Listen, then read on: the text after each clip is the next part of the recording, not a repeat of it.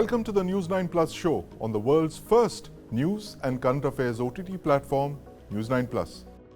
Joining me on the News9 Plus Show is Lt Colonel Sundeep Sen of the National Security Guard, formerly of the National Security Guard, and my colleague Aditya Raj Kaul, Executive Editor, News9 Plus. Colonel Sen, welcome to the News9 Plus Show. Aditya, I want to start with you. Break down the developments for us right now. Day of hectic developments, 150 hostages to be rescued, exchange for 50 Israelis. Well, Sandeep, the 4-day ceasefire has already begun, 10:30 a.m. India time that began. And that means that all kinds of airstrikes, aerial activity, as well as ground attacks have in fact paused. And this will continue till about 10:30 a.m. Monday morning. During this period, 50 of the Israeli hostages will be released in a step-by-step manner. And 150 Palestinian women and children will also be released by Israel. There's an Egyptian security team that has landed in Israel to take over, in fact, handover exercise from Israel to Egypt, the Palestinians. At the same time, we have to also keep in mind that there's a separate negotiation that is happening. This negotiation was between Israel-Hamas and mediators were US, Qatar and Egypt. There's a separate negotiation that was happening between Thailand and Iran, in which 23 Thai nationals are also being released somewhere today. Some say they've already been released, but we are yet to, in fact, hear an official statement. So over the next 4 days, we won't see any kind of war activity, and this happens after 47 long days. But Israel says that the war will continue till Hamas is completely destroyed and annihilated from Gaza. There'll be a full occupation of the Gaza territory until there is somebody else from Palestine that is given the governance. And at the same time, Israel says that we will go after the commanders, leaders and terrorists of Hamas anywhere in the world. So Aditya, you spoke with the Israeli ambassador to India and you got a sense of Israeli policy. Was there anything that he told you that was surprising, or it kind of came as a shock to you? Firstly, it comes as a surprise that Israel will in fact go in for a ceasefire or kind of a 4-day halt, right? Because this isn't something that Israel usually does. Right. From Israel's policy, from Israel's past experiences, they would have almost forgotten the hostages and gone ahead with the war. Right. It seems that the Prime Minister of Israel is under tremendous pressure, and over national security, over the national pride, he has chosen his own political career. Right. And that's why perhaps he is going in for the hostage rescue, right. Because he's under tremendous pressure domestically and internationally for a humanitarian pause. But the Israeli ambassador was very clear that this is a ceasefire that we haven't chosen. This is a ceasefire that has been given to us. Hamas has dictated the terms, and we have tried our best to secure a ceasefire that helps Israel and helps the secure release of the hostages. At the same time, he stressed the fact that this is a time of reflection for Israel as well, because till now, till 6th October this year, Israel chose to give, in fact, peace a chance. And in fact, they thought that Hamas will reform itself. But after 7th October, the new reality has completely changed. Israel is not going to, in fact, look the other way until the destruction of Hamas completely, and will target their commanders and leaders not just in Gaza but in beyond the territory. So Israel is very much clear that this is a very brief pause. I'm not sure what happens after these 4 days, but there is a policy that has been agreed upon that for every 10 more hostages that will be released, there will be another day of ceasefire. Another day of ceasefire. In fact, let's look at your interview with the ambassador. Now get on. What is the future of the Hamas terror group right now? And after the ceasefire really ends, how are you going to continue this war? Because already when the war cabinet was announced and there was a meeting, there was apparently a heated argument. And in fact, even the National Security Minister seems to say that if the war doesn't continue, I have nothing to do with the government. So what is the future of this war? As I said before, we have to eliminate Hamas's leadership over or ruling over Gaza. We have to liberate Gaza from them, This is the only way for us to survive. So I think there is consensus in Israel. Also, if you saw the war cabinet, which includes also Gantz from the opposition who joined just now for the war, they all say very clearly, we are going to continue. There is no way anyone is going to stop us. The hope is to stop us, but we cannot stop, because if we stop, we are going to live in risk to the rest of our lives. And Hezbollah in the north that are operated by Iran, everyone is operated by Iran. I think this is also an important point to say. When you look at what's happening, you know, Iran is the head of the snake. Iran has in the Middle East, in West Asia, they has 4 armed wings that they are training, financing and equipping. And the 4 are, I'll start with Hezbollah, the closest in the north. Hezbollah are Shiites, and Nasrallah, the leader of Hezbollah, announced himself or presented himself as the soldier in the Iranian Revolutionary Guard. So this is Shiites, flesh and blood of Iran, probably the closest to Iran. The second one is Hamas, who are Sunnis, a different group, but they have a joint target, elimination of Israel. So Hamas has no other target. It's not about a 2-state solution or anything. From the river to the sea, elimination of Israel, this is exactly Hamas. And then you have the Houthis in Yemen, who are also Shiites, strongly connected to Iran. And you have the militias, the Shiite militias in Iraq and Syria. It's the same groups. And all 4 of them are trying to engage Israel in different levels, different ways. So you understand they're all connected to Iran. You see the Iranian foreign minister immediately, the first week after October 7th, already went to Lebanon, met the heads of all the terror organizations there, and are continuing and are speaking, and also in the BRICS and every place in the UN, wherever they are, the Iranians there are leading the camp. And one has to understand also the problem. And if you try to understand why all of it is happening, part of the explanation for sure is the change in the last 3 years in West Asia. So from the Abraham Accords, from the time that the UAE and Bahrain and then Morocco joined, and now we were speaking and will hopefully also speak in the future to Saudi Arabia, there is like a new group of countries who are trying to improve the region, to make the lives of people better, to the I2U2 economic projects that are coming out of it, India, Israel, US, UAE, and now India presented in G20, the IMEC, the corridor, that sea and land corridor that will be from India to the Mediterranean through UAE or the Gulf countries, Saudi Arabia, Jordan, and Israel. So all of that, I think they wanted also to disrupt that, because they don't like when the moderate powers in the world unite to improve their lives. They want their own way of living. So it's a big challenge that we have here, but we are going to prevail. The only thing that we are asking the world, don't disturb us. Don't go for the fake news. There is suffering. There is always suffering in war. There is suffering on both sides in the war. But this is something that has to be done. We have to eradicate ISIS, Hamas. No one told the Americans or the international coalition, don't eradicate ISIS in Iraq and Syria. So, it has to be done for the benefit, for the well-being of the future of all of us. So Ambassador Gillon there putting down the Israeli approach, buying time, looking for a small window in which hostages can be traded. But of course, the larger goal of eliminating Hamas is on the anvil, and it seems there's no going back from that. Colonel Sen, I want to bring you in on this stage. The fact that, do you see a lot of parallels? You were in 26/11, you were handling the rescue at the Nariman House, the Chabad House. You see a lot of parallels between what is happening then and what's playing out on the ground now. There were hostage negotiations at the Nariman House while you were around the building. First of all, thank you for having me. See, there is no similarity between 26/11 attack and this Hamas, the way Hamas has attacked Israel. These are two entirely different operations. The 26/11 operation was very, very limited. Only 10 terrorists came to Mumbai, and they came there not to have hostages. Unlike Israel, Hamas, the way they have taken hostages with them, they had no intention, the Pakistani terrorists, to have hostages in India. They wanted to create maximum killing. Yes. It was a pure terror attack, to terrorize the country.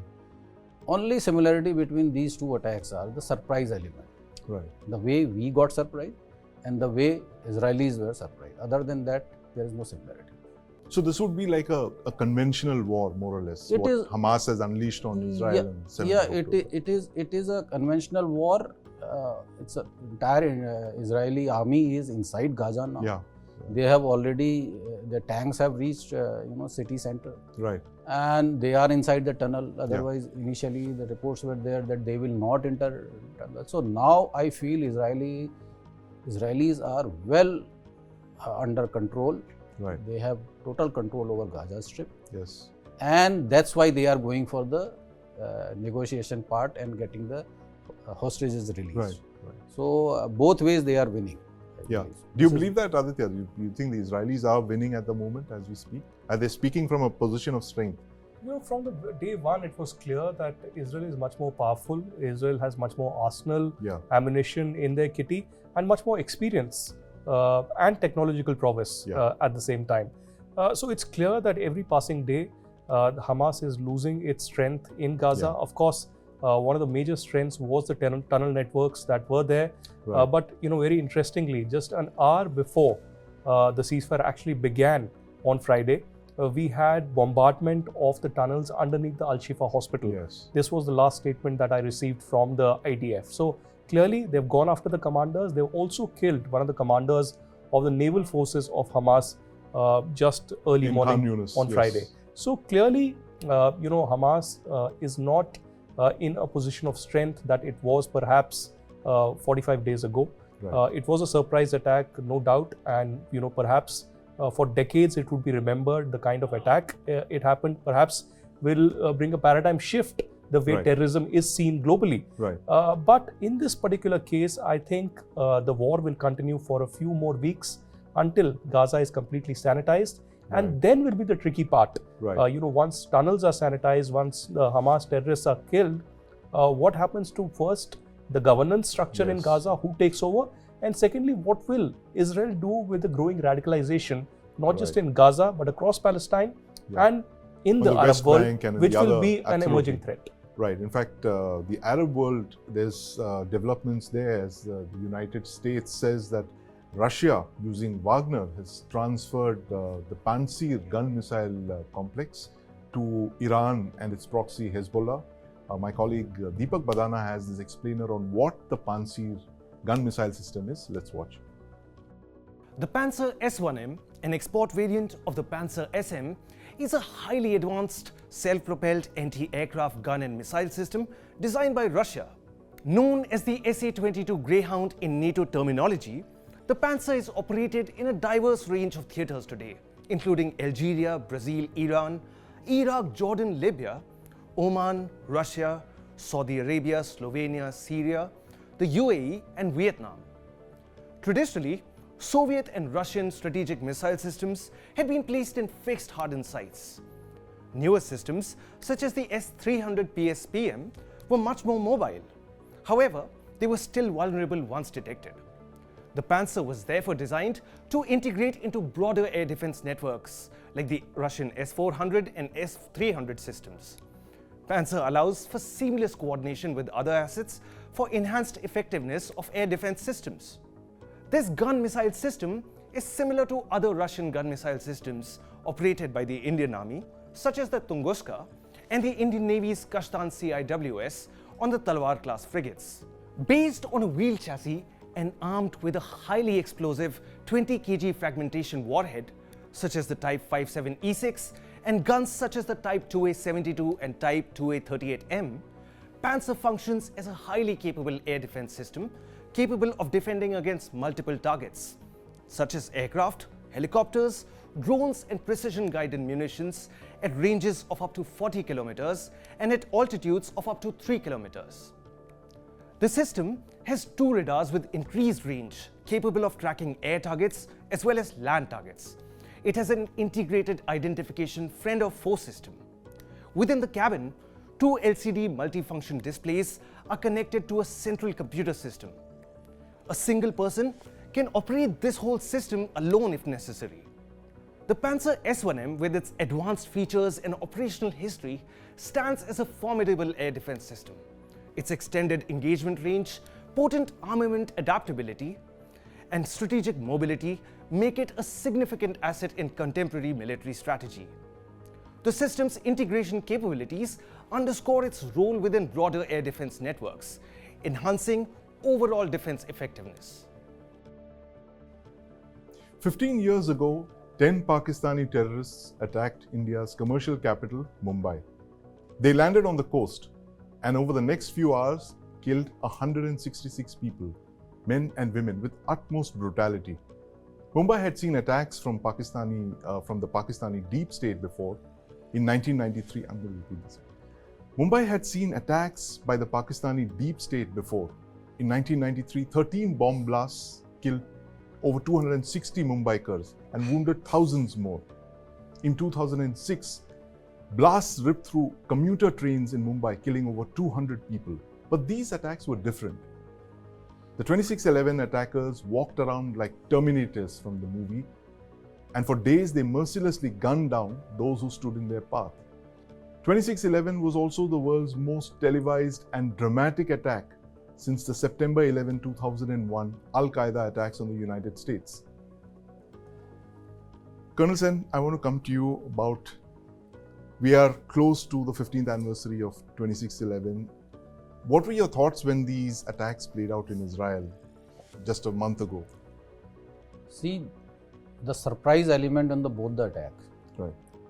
Now, unlike us, we were like India, we were not expecting today also, and at that time also it was not expected that Pakistanis will come and Mumbai will be attacked like this. Right.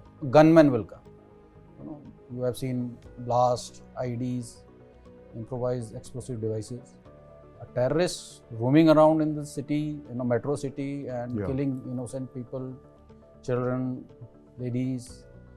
This fact, kind of thing was actually. That's you're there somewhere in that, on the one of the buildings around Nariman House, and that's the Mi-17 dropping your commandos onto the roof. This was also one of the world's first televised attacks, Colonel Sen. Did it horrify you, the fact that this was being, broadcast live on national television? See, Sandeep, I was, because I didn't mind it. I didn't like it. Right. The way, the media has unprofessionally covered it. Right. But I can't blame the media also today if I see look back. Because the way the city was not prepared. Right. The media persons were also not prepared about this kind of attack. Yes. So whichever cameraman, whoever, whatever Right.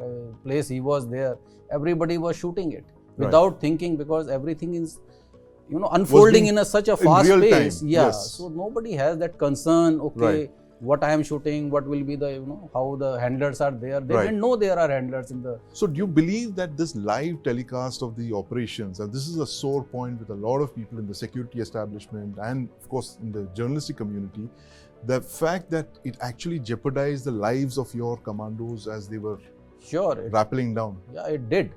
It did. You lost one commando. Yeah, it jeopardized my operations. Right. But what I feel is that nobody had control over this coverage also at that time. Right. It was like a cricket match. I remember you talking to you. I myself didn't know. Right. That I've been telecasted live. Right. Suddenly I got a call that you are on TV. Then I realized, okay, this thing is going on live.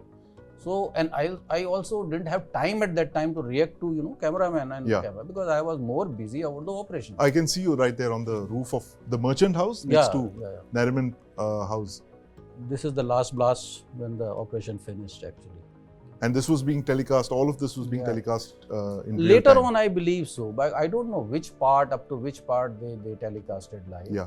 But I believe so. Later on some sense prevailed and they stopped it. I believe so. Right. I still don't know because I was not sitting in front of the TV at that time. Right. Of course. But Aditya, what are the lessons that we've learned from 26/11? It's been 15 years, especially the way media covers terrorist strikes. How has the situation changed now? Well, there are two aspects. One is lessons for media. 26/11 was a lesson And Yeah. for the television media, it was a discovery. Right. Because for many news channels and editors, Yeah. editors that I have worked with, Yes. it was a fortune because they realized that this kind of a 24/7 coverage Right. is a new dynamic energy, Yes. and this is something that the Indian audiences love to watch, Right. and they are inquisitive, they are politically aware. But if there is a terror attack, if there are people who are dying or their lives are under threat, Yeah. this is something that the Indian audiences or perhaps audiences all across the globe would be really keen and interested to watch. Right. But unfortunately, a lot of lessons have not been implemented because, of course, as per the constitution, there cannot be any laws completely against the television media or the print or the digital media. Right.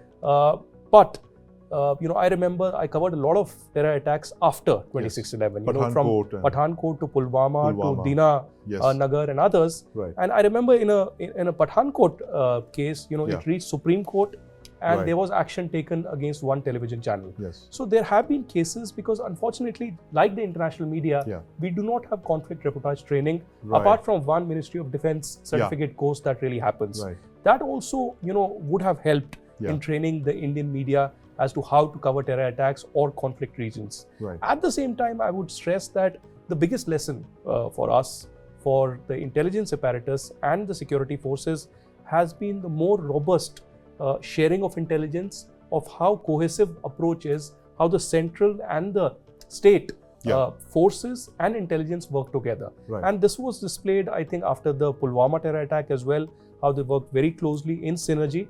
And Kashmir is one of the biggest examples of how, at least in the last 10 years, there has been phenomenal coordination with all the forces, and there are the best of the best that are there, including the NSG that is stationed there. In fact, unfortunately, the NSG doesn't get enough opportunities to land in operations in the Kashmir Valley. They were there guarding the territory around the G20 successful meeting that happened recently. But apart from that, I think there is phenomenal synergy that is being seen between the security forces, intelligence, and between the state and the center. I just yes, wanted Colonel to Sen. say a few things here. See, okay, that is a mistake when you are doing it live. Yes. Now I know it won't happen again. We haven't seen any terror attacks Yeah, since, yeah. which has been kind of What broadcast. pained me most Yeah. later on when I saw the channels is that one of the terrorists is giving interview to some channel. Right. See, that is furthering their aim. Yes. This is what they want. Right. This is the thing which they have come to. Especially know. when a terror attack Yeah, yeah. is in progress. And suddenly he is on phone with Yeah, media, yeah. and media is playing it. Right. So that is furthering their aim and helping them in their spread of their message, which I pain most. That sense should prevail, and it has come now. After that, lot of things have changed, and we have not seen such kind of thing happening again. Right. But, I've asked you this question before also. The 26/11 attacks inspired a lot of copycat attacks, terror attacks across the world. You had the Westgate Mall in Kenya just a few years after 26/11, and then finally you had this massive attack on Paris in 2016, which is literally replicated 26/11. Now, do you believe that the October 7 attacks by Hamas could inspire Pakistan's deep state to carry out something similar? As a professional soldier, or I will love to hear that they will try this. Right. Why? What Hamas achieved in this operation? They killed so many innocent civilians, Yes. children, male, female, elderly. And what they are getting now? Israel is inside Gaza. Yeah. Their tunnel networks has been destroyed. Hamas is almost finished, and it will be finished. They have now, Israelis have a license to kill Hamas, Right. which they would not have done otherwise. Yeah. This attack would have not taken place. Israel could not have gone inside. So this is an opportunity which has been given to Israel, and Israel is taking it on. Right. And there is less pressure. Their international pressure will always be there in both in any force which is going to operate. But it is very less. Same way, if the Pakistan tries to do this, where will they do? They will do along with the J&K. Yes. In that area only, you know, along the fence and mass raid can take place, and that will give an opportunity to Indian Army to go inside the J&K, Pak-occupied Kashmir. So if Pakistan wants that and they want our army to go inside, they should try it. Why not? Right. Why not? So it could actually trigger off war between India and Pakistan. I hope they will do, and we will get the POK. That will give an opportunity to us. Right. In fact, News9 Plus has had the most comprehensive coverage of the 26/11 attacks. We have a series of stories on around 26/11, and the fourth part of our 26/11 coverage by my colleague Geeta Datta talks about the Pakistan Army's involvement in the terror attacks. This is an aspect that hasn't been given enough attention. Let's watch.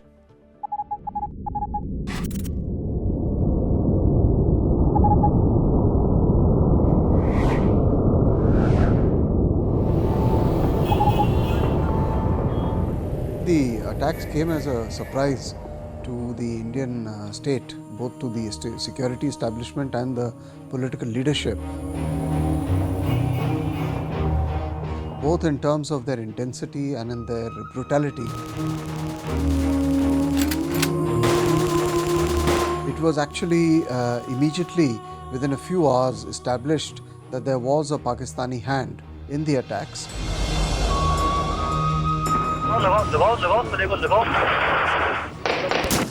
I think you can't carry out an operation as sophisticated as the Mumbai operation in 2008 unless you have a state institution like ISI ultimately planning and directing it. LET is a pretty sophisticated organization in its own right, and it all points to what was ultimately an ISI-directed, planned, and organized operation.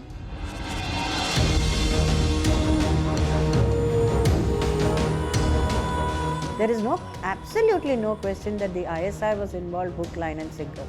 And the only thing is, you know, I think what we should have done perhaps at the time was to name and shame that so-and-so, so-and-so, so-and-so is involved, and they should be put on a no-fly list. You know, something like that where we name the generals and say these people were responsible for the death of so many innocent people.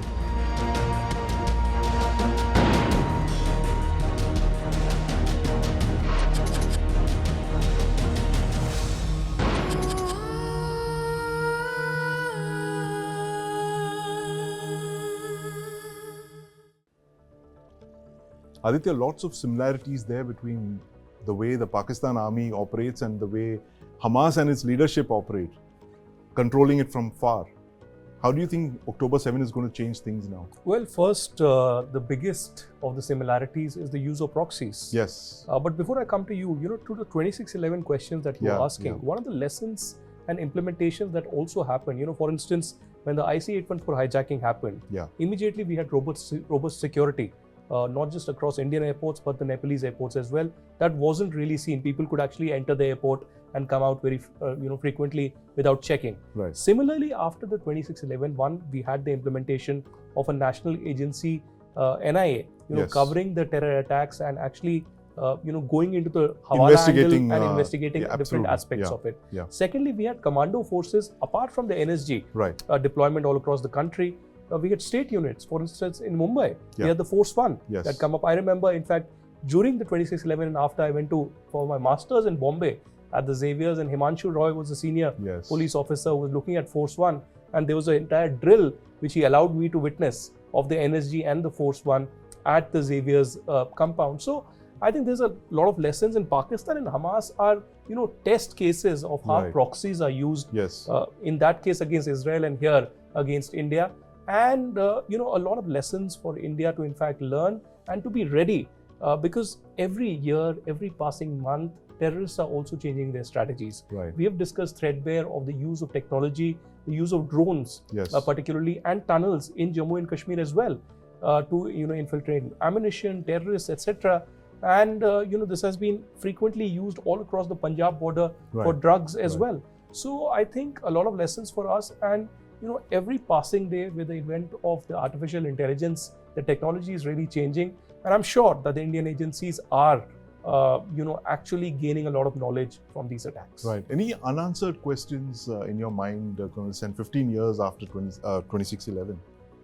See, operationally, there is no unanswered question for me. Right. It is crystal clear for me. Philosophically, there is. Right. That what you gained after doing this kind of terrorist attack, what Pakistan achieved? They achieved nothing. What Lashkar-e-Taiba achieved? Nothing. What Hamas is going to achieve? Nothing. Other than killing innocent Right. and ruining lives of people. Ultimately, India is much more stronger today. What it was then, we have now, our security is much better. We have much more better equipment as far as special forces are concerned. Training is much better. We've learned a lot. In same way as Israel, it will emerge as a stronger. And so, I don't know, other than it fails me. Unanswered question is this. Yeah. What you achieve after, targeting a city, innocent people, ultimately what is the gain? Zero. Right. In fact, one of the unanswered questions is why India never hit back at Pakistan militarily after 26/11. My colleague Mohammad Wajiullah spoke with the then National Security Advisor M.K. Narayanan, asking him these questions. Let's listen. There have been periodic attempts, because the period between, I would say, 2002 till about 2010, there are a whole lot of attacks. The Pakistanis had set up an organization called the Indian Mujahideen, and we were accustomed to the Pakistan acting, or the Indian Mujahideen acting as a proxy for Pakistan, carrying out various attacks. And we had a 2006, there were attacks on the trains in Bombay and whatnot. There was some information that was shared by the Americans, although that there might be some kind of a problem. But because David Hadley was a double agent, the Americans did not want him to be fully exposed. So all that he probably shared with the Americans was not shared with us in terms of intelligence. If we had that, I'm sure that we would have been able to deal with the situation far better. So, yes, the scale of the attack surprised us. I would even say shocked us. The Hadley confession came much after the Americans had milked him of everything that he had to do. But that was only confirmation of what we had. It took us a little time. I mean, intelligence is anticipation followed by investigation. So the investigation confirmed what we had already anticipated as far as this was concerned. LET was the front end of the attack, and the Pakistan, after all, they were trained by the Pakistani Navy. The ships set out from a harbour in Pakistan and whatnot. So Pakistan's hand was very clear. There were names that were being mentioned, whom we obviously identified as being closely associated with the Pakistan group. Now, they would all go under the umbrella of the LET or what it is. But the fact of the matter is, there was no doubt at all that much of this was being masterminded by at least one segment of the Pakistan armed forces. Starting from the Indian Mujahideen, Pakistan had been fully establishing the linkages with the LET and other elements. It was a Pakistan operation. The LET was the front end. Now, where each of the operatives were they all from the LET or from the Pakistan Army is difficult to establish at this point in time. But it was clearly an operation masterminded by Pakistan and using the capacity or capability of the LET. Pakistan is now covering itself by saying that it was a rogue operation and whatnot. From David Hadley's confession, it's obvious that he knew that it was a planned operation and it was not run by a few rogues, etc. So there's nothing more to be said on that. Colonel Sen, do you agree with what the then NSA said, that he was absolutely right, the government of the day was absolutely right in not striking at Pakistan the way we did in Balakot? See, I don't agree with that. I don't agree with that because if you are strong, no one will attack you. If you are weak, everybody will try to attack you. It is all over world, even from animal world to Yes. human nature or human civilization or geopolitics, whatever you see. If you are a stronger nation, nobody will dare to attack you because your response will be so massive and such a huge impact it will put on the other nation that they will not dare to attack. So those are proxies also. Right. You know, this proxies, using proxies, the time has gone now because everybody knows through proxies only you will attack. Right. So I disagree with that, and I feel that any time such kind of terror attack takes place, our response should be very, very strong, and Right. then only people will not try to, try to take, never try to do another similar thing for generations. Absolutely. Yeah. In fact, Vaji also spoke with the then Air Force Chief, Air Chief Marshal Fali Major, to ask him whether the Air Force was actually prepared to attack terror training camps in Pakistan. Let's listen in.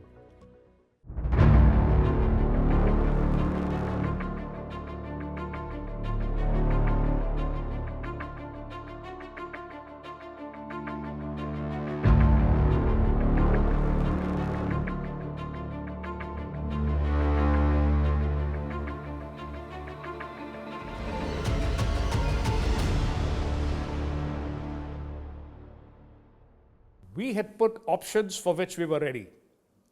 And the options I will not discuss in public, but the options were that if required, we were ready to strike any particular place which bred these kind of terrorists, where they came from, and to give them an equal lesson that, listen, don't repeat this with us, we will get you. And that is what every armed force prepares for, and gives the government the options that they can exercise if asked to do so. Whether those options are accepted by the government, not accepted, is totally the prerogative of the political leadership and not the armed forces.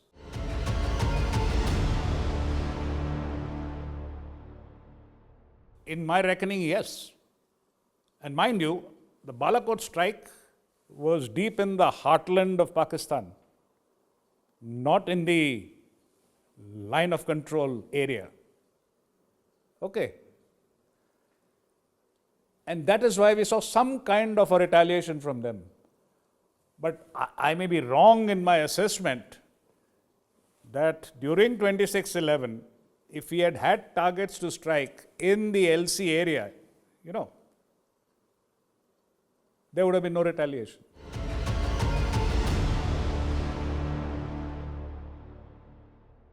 This operation was wonderfully planned. It was obvious. It was obvious that these guys came in boats, got in, walked around on railway stations, in hotels like the Taj Mahal, the Taj in Bombay, and that's what it is. Unless and until this is planned meticulously and well, they cannot undertake an operation like this. And for them to have achieved this, obviously it is state-sponsored. There is no doubt, because no four terrorists can get together and plan an operation of this magnitude.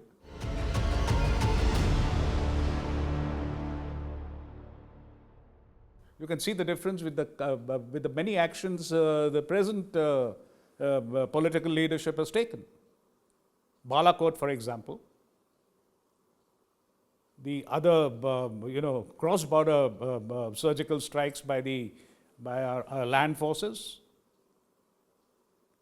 I mean, there are examples which everyone can see that it has happened now. So, as I said, it all depends on the political will. What their assessment is, how well they are prepared to face the situation if you undertake that. It all depends on the political leadership of the day. Aditya, Air Force Chief, then Air Force Chief Major, saying that they were fully prepared.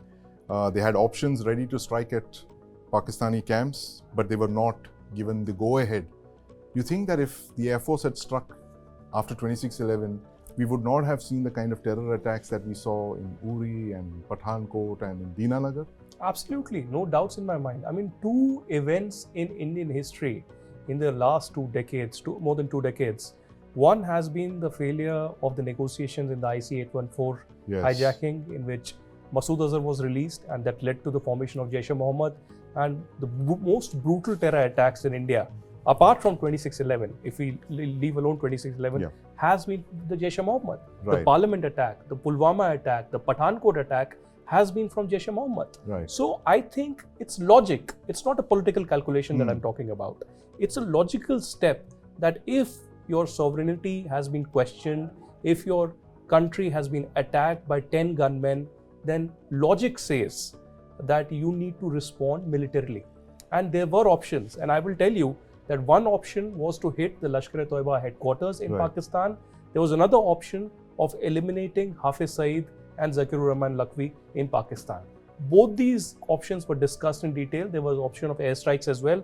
I think the Indian Air Force, the Indian Army, and as well as the intelligence agencies were very much prepared, had laid down on the table, and the former NSA Shiv Shankar Menon also says this in his book, that we had options, but the political class at that time in power decided not to go ahead. So I think these two events, the IC-814 hijacking and the aftermath, and the 26/11 and the aftermath, led to India's weakening in counter-terrorism operations. And I think if we had set a precedent with a strong message, it would have led to peace. And the bombings that happened all across the country, from Rajasthan to Uttar Pradesh to New Delhi, would haven't happened really. Colonel Sen, you think India is safer, more secure now, 5 years after Balakot, when the Air Force was used for the first time to bomb a terror training camp? Yeah, sure. I am very much sure that India is much more safer. And I don't perceive any such kind of attack through proxies. So the whole thing of proxy, I was talking to Tara Karta, in fact, and she said, look, the era of proxies is over. Everyone knows that they are all state actors. So state actors are actually actors. So, right. So I don't see that. But what I feel is the change, because there is going to be a shift in not using proxies. Now there will be more effort towards, destabilizing country from within. Right. Homegrown terrorists. Yes. The local terrorists. Right. So the aim will be to, bring them up. Radicalize. Radicalization, no, I don't believe in radicalization, but to bring them up as a terrorist, as an attacker, so that there will be no telltale, no Saeed or no Hafiz Mir or no Hafiz Saeed, and no, the trail will not lead to Pakistan. Right. If it is, local. So that might be an option. They might try that, and we should be more cautious about this aspect. We should be more cautious about that aspect. And I've been reading, Colonel Sen, this book by your regiment mate, Prabal Das Gupta, Camouflage. Yeah. You can read this book. It's out on stands now by Juggernaut. It talks of, one of the stories is Colonel Sundeep Sen at 26/11, an operation that will always remain with us for what we should not have done, especially the part of not striking Pakistan. Lessons learned. Thank you, Aditya. Thank you, Colonel Sen. Thank you very much.